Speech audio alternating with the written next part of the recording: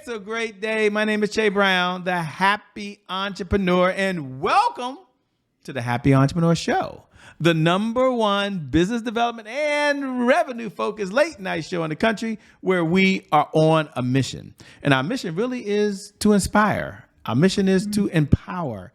And our mission is to provide you, that's right, you, the hard-working entrepreneur, with all of the resources that are necessary to execute that big vision you have for the people you were called to serve. On this episode, we have the one and only Dr. Gretchen. There she is. She's in the building. And she'll be talking to us today about how to have an astronomical success without self-abandonment. Let me first say hello to the one and only. How are you doing, Dr. Gretchen? Hello. How are you, Shay? I'm doing fine. Thank you so much for joining us. And thank you to viewers. Thank you for allowing us to stream into your home. We appreciate that. Or maybe we're on your big screen TV. Hey, or maybe you're in the kitchen cooking. You're just listening to us. We appreciate every one of you. Let me just jump right into it because we'll talk about how famous you are later and they'll read your cool bio and all the wonderful things you're doing around the world. But there's someone that's looking at the topic right now that's got to be asking themselves the question, which is, what in the LL Cool J is self-abandonment? And what does that look like to successful leaders and entrepreneurs? So can you define what is self-abandonment, please? That is a fantastic question and a wonderful place to start. I would also like to thank your viewers, your listeners for taking the time to invest back into themselves. So what is self-abandonment? Let's think about that. As entrepreneurs, as leaders and professionals in a lot of organizations and occupations, you find yourself working, producing, succeeding every single day. But what is that costing you? What is the price that you pay for success? How is that success measured? Is it measured in revenue, in ROIs? Which is how a lot of us measure success. Like you running a business, like we got to get some revenues in the door. But for a lot of leaders, what I learned, what I experienced was that I had created a system around myself that depended on me for their success. That my livelihood was costing me my life. I did not have this elusive thing people call balance. I don't even know if I believe in balance. I mean, I don't know if it truly exists, but I didn't even have harmony in my life. And that's what I found with a lot of really ambitious, high achieving individuals that they don't necessarily have a life. They are shackled to that success because now that flywheel is turning, right? Now you are experiencing success, so you got to keep it going. You reach a certain revenue goal in this fiscal year, so we have to meet it and exceed it next year. But what we have created is a system where we have to do more in order to produce more. So my goal is to help these ambitious high achievers not to want less, not to do less, but to do better so that you can reserve your time, your energy, and your attention for those tasks that require your genius, your expertise, period, and build a team around yourself that can do those other tasks that would be cool to do, nice to do, needed to do, but they don't need you. So it said so well. And I'm curious, I know this is not a therapy session, but I am curious, as you was talking about that, why do so many successful leaders, however you define success, why they do so well taking care of everyone else, but when it comes to taking care of themselves, well, they get a failing grade. Why does that happen? And these are bright, intelligent, smart folks. Okay, these aren't folks that don't know. So I don't want to give you too much. It's a loaded question, but do your best. Yeah. Why do the leaders fail at taking care of themselves? It's the way we've been acculturated, honestly. It's the way we measure success.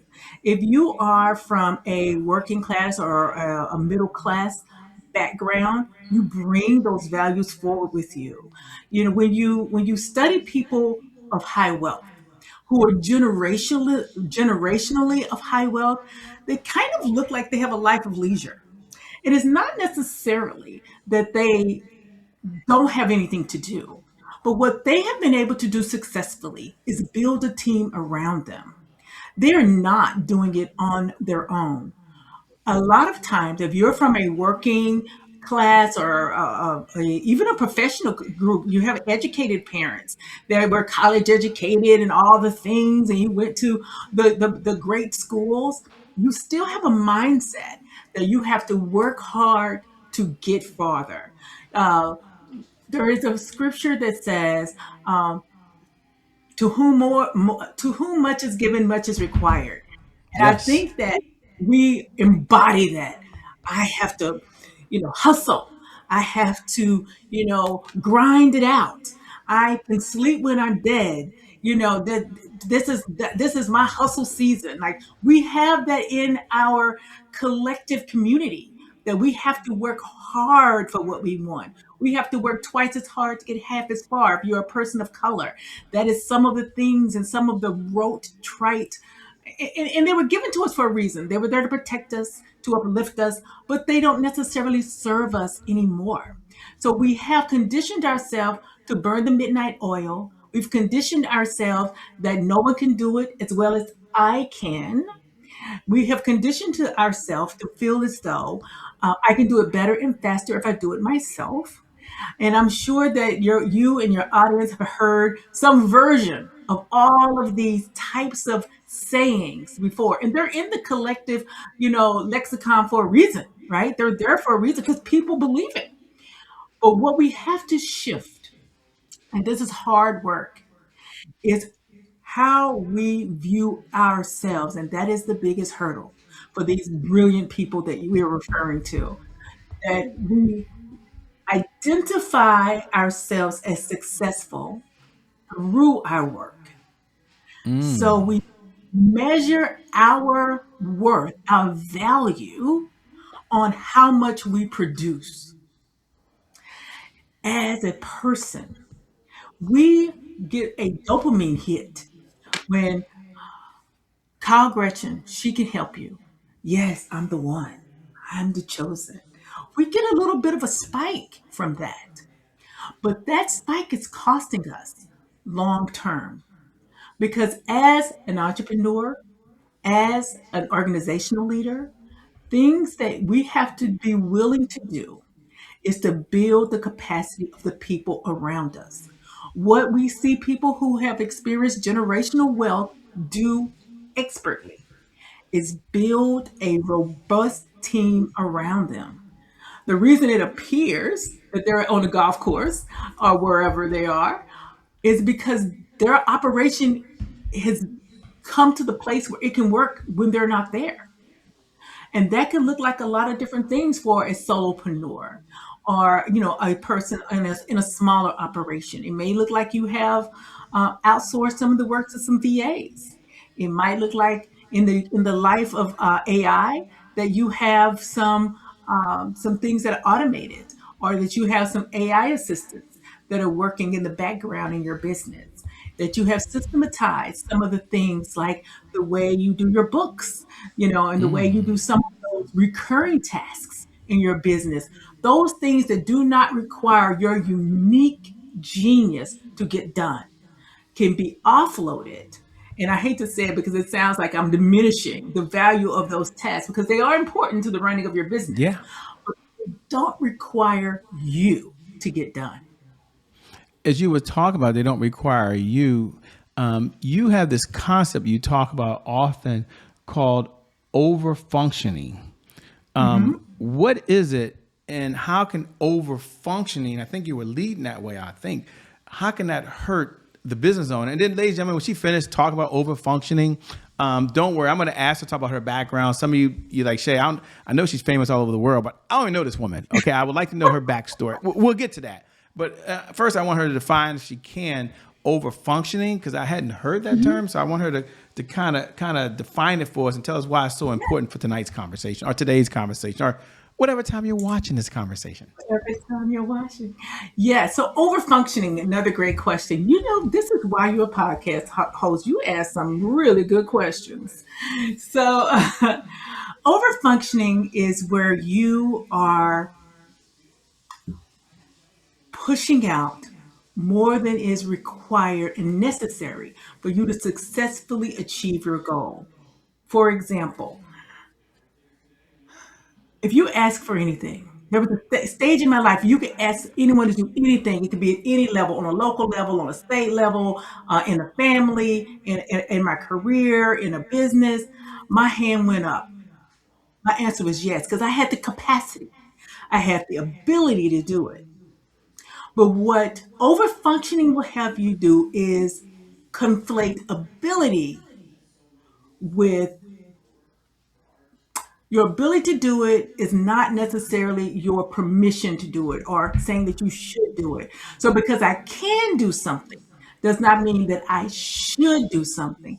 So you are functioning outside of your role. So if your role is CEO, there is a certain set of expectations for you as CEO moving your business forward. You are not also bookkeeper and also the AI person. And you are also the stenographer, or you're also, you're wearing a lot of, you're the COO, the CFO, the That's me. That's CABCD. me. That's me. You're talking about me over here. Yes. Well, I shouldn't say yes. Okay. So a lot of us are, perfectionists, are recovering perfectionists. A lot of us are have a little bit of OCD, just a little bit, just a skosh. A lot of us have some attention or some hyperactivity. So we like being busy. We need to be busy. And again, going back to having that tape in your head that you need to do more in order to have more. So sometimes you need to pull back, you need to edit and determine what truly needs you to move your business forward. Because if the idea is to grow a livelihood to support your life, then you have to have a life at the end of that day. And over functioning, working outside of your domain, that is the definition of over functioning. You're functioning in everyone else's domain, will keep you in the cycle of having to produce more and more and work later and later and have less and less time with the people and doing the activities that mean the most in your life. I love that, by the way. And this is a good transition as you was talking about me and maybe a lot of folks who was watching. A good transition to folks for us to slow down, if that's okay with you. Many people saw the topic. Some people have read the bio. Like I said, someone right now is in the kitchen cooking, and they're listening right now. They got the podcast. And can you take a moment and maybe tell them a little about your backstory so they know who are you, by the way, and what got you to where you are now. But more importantly, here's the question. Was there a moment in your own life when you realized your success was asking too much of you? So two-part question. She can handle it, ladies and gentlemen. Your backstory. Then was there that moment you said, you know what? I'm that person. Maybe you never were. We'll find out. Talk to us, please. So, my name is Dr. Gretchen Cotton Rodney, and I founded the Life Aligned Leader. And there was a time in my life when 100% I was that woman. And I fight for her life every single day. I had the life. I had worked for it. I had prayed for it. I had, studied and burnt the midnight oil. And I had checked a lot of the boxes, a lot of those goals that I set for my life. But my life also had a few things in it that I had not planned for. One being exhaustion, that over functioning that we talked about, that soul level of tired that no vacation or spa day or nap could replenish me. I was running on empty. And I had to face the fact that raising my hand and saying yes was costing me more than I could sustainably give. that the lifestyle that I had was not one that I cherished or wanted. I had the things, I had the degrees, I had a beautiful family that I did not see nearly enough. Um, and we were becoming a little, to be honest, disconnected sometimes. And they weren't necessarily becoming disconnected. I was becoming the missing piece of that puzzle because the late nights, the early mornings, it was happening. I had to learn. I had to learn something. I had to learn that being able should not mean that I was endlessly available. Because remember, I said yes to everything. I said yes to every committee. I was on, community action committees, things at work, things in the family, things in the church. That because I can does not mean that I should. And I started to disappear inside my success. So if you would look at the life of Gretchen Cotton Rodney, people be like, girl, she got it going on. Like, she is doing it. And I was walking through life feeling like an empty sack, like there was nothing left of me for me. So that led me to the work of the Life Aligned Leader because I knew that I had to raise my hand and answer a question that scared me was, should I? What would people think of me if I took a step back? What would happen if I said no and did not say I can chair that extra committee? What would I think of myself in that moment? And the moment that I was brave enough to use my powerful no, that powerful two letter word, and vote for myself, things started to change. It was not all at once. It was not some eureka. It was incrementally. It was small steps toward a big result that helped me to become the person who is able to now kind of coach and help other ambitious people who do not want to slow down on their dreams, who do not want to live smaller. My goal is to live bigger, to have a more robust life, a life that I actually love, that I can finance because my earnings, my profits, if you want to call them that, um, continue to amass because I'm using my energy strategically and not just like buckshot, right? Like just I felt like I was playing what is that like whack-a-mole? Is that Yeah, that wow, game? yes. You know, I wasn't playing whack-a-mole anymore. I was very focused, and I Mm. learned, yes, learned to delegate, which is something as a leader I always said I did. But Shay, I didn't delegate to anyone. Like I would give it to you, but I'd keep a little piece of it back, because I didn't know if I could really trust you to get it done the way I would do it. So Mm. that was part of the work that I had to do on myself and that I helped walk other leaders through. And as you were talking about that, and you talk about the life you want and living the life and being that person, you created something that I want to call the Thrive Network or the Thrive Framework. And I would like Mm. for you to give us the simple version of it, if you can, in the time that we have. But more important, as you was thinking, I want to talk about how entrepreneurs can use it. Like you can talk about what it is, and that's important, but take one piece of it because make it simple. Say, this is how you can apply it. And you, the entrepreneur that's watching right now, you, the dualpreneur, we have a lot of dualpreneurs that are watching. They work full-time jobs. They're full-time entrepreneurs, and they're doing their thing. Mm. Those are my 9 to 5 millionaires. Shout out to all the 9 to 5 millionaires in making all right now. So anyway, let me get back to you. The question is the Thrive Framework. What is it, and how can entrepreneurs use it?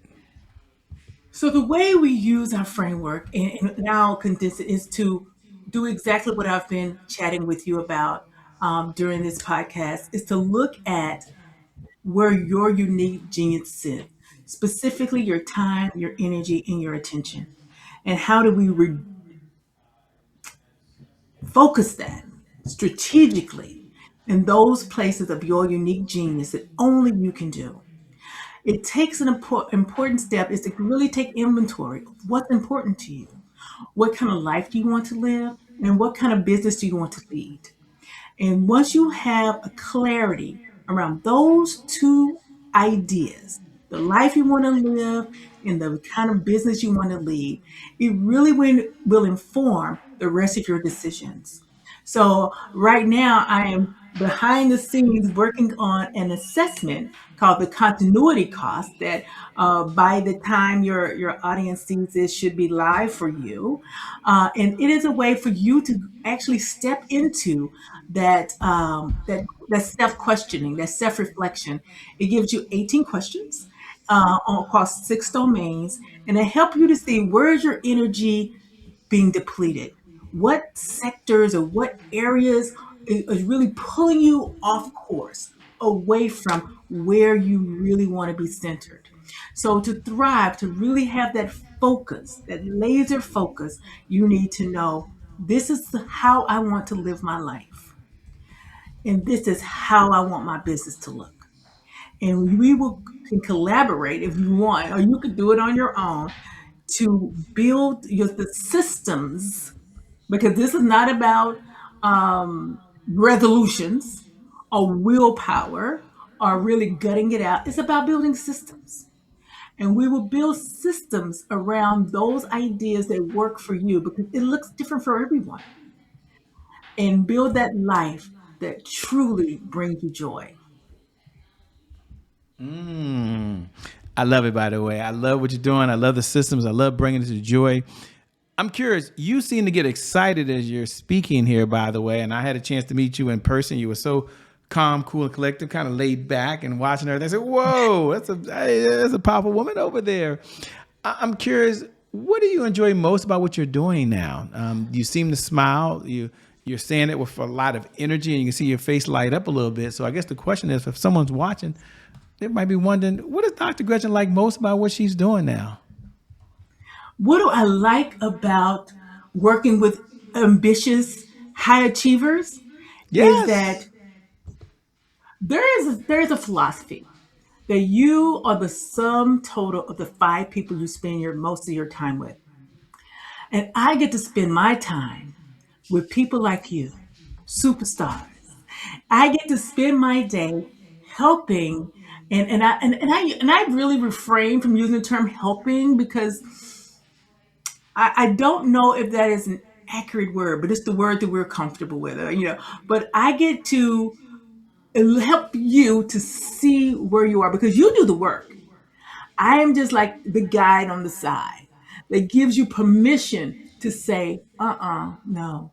And what I see happen with people that I've been able to work with and fortunate enough to associate myself with is that when we get really focused, when we narrow our attention, when we're very intentional how we invest our time, our attention, in our energies, doors spring open.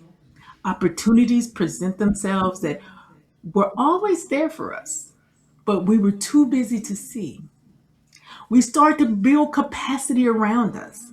So where we thought, I don't have anybody who can help me with X, Y, and Z. Nobody can do it.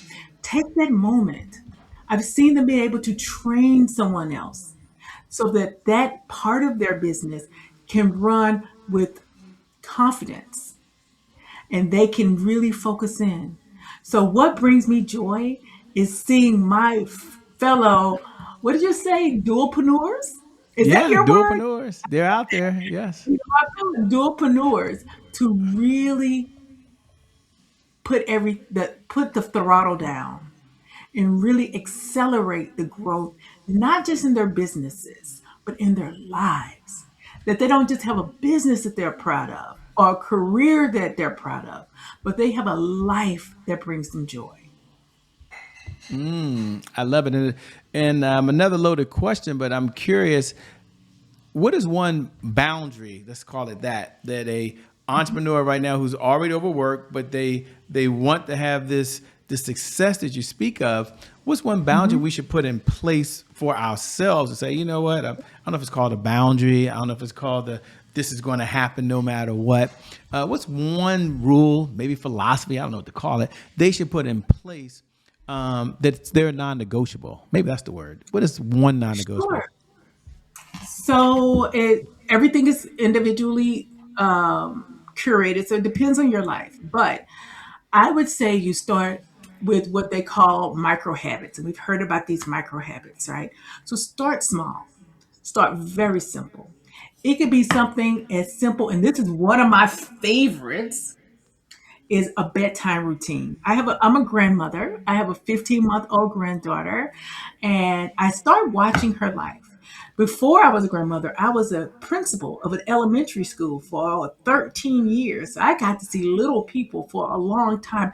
And something that we have for our youth, that we have for our children and our grandchildren and little people that we love is routines.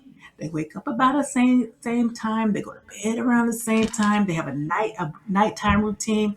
And what I would recommend for any leader is to create a hard out. And that's hard. So you might have to work up to this, but create a hard out for yourself. Even if you start with 1 day a week. On this particular day, I leave at X time because I want to get home in time to watch Netflix and chill with my significant other, or pick up my favorite indulgent meal and relax, do whatever brings your heart joy. If you want to go play tennis, or I don't know why you would, but some people like to run and sweat. I like ballet park.